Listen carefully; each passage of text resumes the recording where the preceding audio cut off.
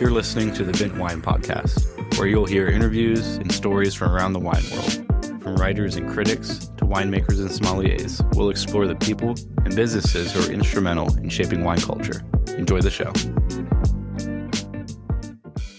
Hey everyone, and welcome to the Weekly Wine Report. The goal of this segment is to share a mix of news, history, and stories from around the world of wine to help give you more perspective, spark curiosity, and help you discover something new in wine.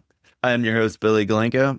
This week we are heading to Europe, and we're going to dive into two stories. The first, how the French vintage is shaping up. We are going to cover how the vintage is looking around the country in terms of yield and volume being produced. And second, we are going to head to Spain to discuss a project that Vega Sicilia is working on in Galicia, which is a white wine project. This project is new to me. It is not necessarily new to the wine world, but I have some interesting details, so stay tuned for that. Okay, we are going to kick this week off in France, looking at the projected 2025 harvest volume to be produced. Now, each year, the French Agriculture Ministry has projections leading up to harvest and then ongoing throughout harvest about what they expect the total yield for the year to be. At the end of harvest, they will take a recap from each region and figure out how much wine was actually produced in France that year.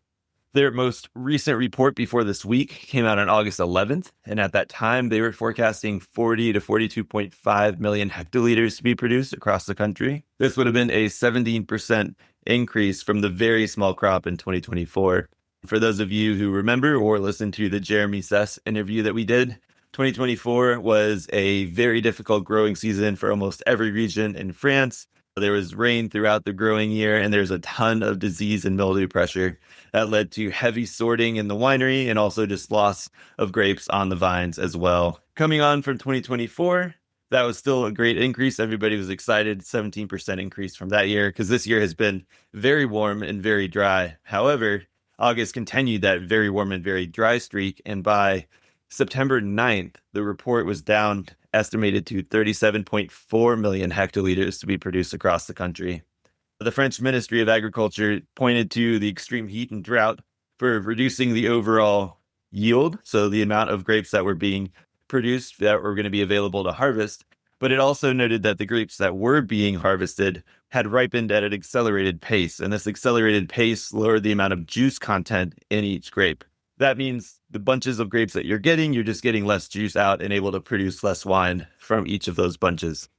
That all said, the September figure that we're looking at is still 3% larger than 2024's 36.3 million hectoliters, but it does sit 13% below the 5-year average for France. So it's still a lower overall yield for the whole country, but it does vary region to region. So let's dive into a few of those regions now. A couple of the regions that are faring well this year, especially in comparison to last year, the first and some of the most important to collectors is Burgundy. This year, the projected volumes are expected to rise 44% compared to last year. That will be a great relief. By no means a huge bumper year, but it's definitely a big bounce back year compared to the difficult year they had last year. Another region that's really bouncing back well, because they had not only mildew and disease pressure, but also some hail and some other issues last year, is the Jura. This year, we're looking at over 100,000 hectoliters, up from just 40,000 last year. That is a very welcome sight as well, because the Jura is producing some of the most exciting wines in France, and they were really starting to get a lot of traction throughout the globe, especially here in the US. So I'm excited to see that bounce back as well. And then another one of the top performers this year in terms of volume and rebound from last year is the Loire Valley. We're expected to see a 26% increase this year, despite some hail issues in certain parts of the region, as well as the drought that has been affecting a large part of the country.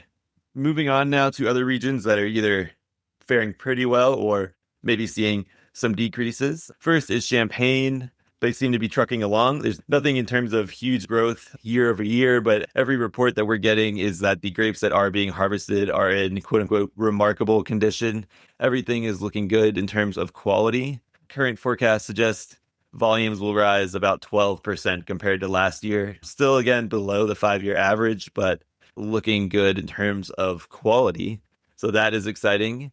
And then over in Bordeaux, it looks like the projected volume will be about the same as last year. That is 15% down on the 5-year average. But this year, it's not only the volume that's being produced from the vines that exist, but you have to remember that there is a vine pool scheme in Bordeaux that's going on right now.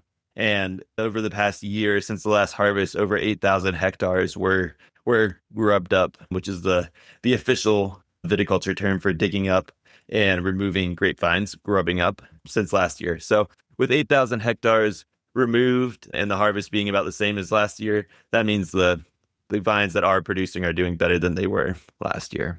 A couple of the regions that were hardest hit this year, Languedoc-Roussillon, that region had some wildfire issues in addition to the heat and drought that have been affecting a lot of the country. So there looks like there's going to be a 5% year-on-year drop in volume there. That leaves it about 16% below its 5-year average. Again, they had 10,000 hectares of vines uprooted since the last harvest, with only a 5% drop in volume and all the issues, including fire. That's not the worst, but it is still something to keep an eye on, as the region is one of the largest wine-producing regions in the world. The Languedoc-Roussillon produces even more wine than Bordeaux. So something to keep an eye on in the grand scheme of things. Next, we'll move on to Alsace. Their production estimates are going to be about 11% lower compared to 2024. And this is one of the regions like Bordeaux that recorded its earliest ever harvest dates. And this was due to just rapid ripening brought on by the drought and heat. And for those of you who may not know, Alsace is up there near the border with Germany. It actually does border Germany. It has changed hands many times over the years. It is one of the sunniest regions in all of France. So while it is further north than maybe something like the Languedoc and Roussillon, it does get very warm there. And with that strong sunshine, the grapes do ripen very quick. So it'll be interesting to see how they fare. Last but not least, I just want to touch quickly on the Rhone Valley. It looks like a lot of the Rhone producers, just high level, are expecting a balanced and relatively high quality vintage there. So they don't seem to be having a ton of issues. Nothing really notable coming out of there. Southeastern France is also expecting to grow their yield 7%, that whole range of a different AOC down there. So that is where we're standing with the French harvest right now. I will continue to keep you guys all updated as the grapes continue to come in. These numbers are finalized, but it is a very exciting year. It's very interesting to see the yin and yang of 2025 and 2024. I'm looking forward to seeing some of these wines that come out of Burgundy, to see how everybody's able to manage both the concentration of the fruit as well as acid. Also, places like the Jura and the Loire, who grow varieties that can retain their acidity very well. They make some really fantastic wines. I'm excited to see the Vin Jaune that comes out of Jura for this year. And then also the Chenin that will be produced, for example, in the Loire Valley. It's a grape that retains its acidity very, very well. You can see even when it's grown in really hot areas like South Africa. So I think it's going to be a really exciting year, 2025, for some Loire Valley Chenin. So everybody stay tuned, and I will keep you up with the French 2025 vintage quantities that come out as the numbers become more real. But for now, let's take a trip from France down to Spain and talk about Vega Sicilia. For those who may not know, Vega Sicilia is actually a whole group of wineries. The Alvarez family, who runs the Vega Sicilia group, now owns Pintia and Toro, which is right by Ribera del Duero, or close by at least. There's the Alion brand, which is there in Ribera del Duero. They have a winery project with the Rothschild family in Rioja called Macan. And then they also own Oremus in Hungary and Tokaj. So they definitely have their hands in a lot of different pies here. But what I didn't realize is that they had a white wine project going on in Rías Baixas in Galicia, in the northwestern part of Spain. Now, this project apparently took form and was unveiled in 2022 when the company announced a 20 million euro investment in the project. They were constructing a new winery to be named Deiva, Deiva, near the Portuguese border. And over the years, the company had acquired 24 hectares of vineyards, not just by where the winery is located, but across Rías Baixas, including parcels in Condado de Tea, with long-term grower agreements. So this isn't something that they're just trying to test. It's something they're committing to long-term, and they're trying to make sure that the fruit coming out of these vineyards is the best possible. So for the Galicia project, they worked with winemaker Guillermo Alvarado and technical director Gonzalo Iturriaga, and they began vinification trials actually before they even made any purchases or unveiled it to the world, really. They began vinification trials in 2020, and then they were meant to have their first real harvest in 2023, but there was a ton of rain, and that led them to not be able to harvest any of that fruit as planned. They were able to have a harvest in 2024. It only yielded 30,000 bottles. Their goal is to scale that up to 300,000 to 350,000 bottles annually. What's really interesting, though, is their approach to these Albariño-based wines. They're going to have two wines.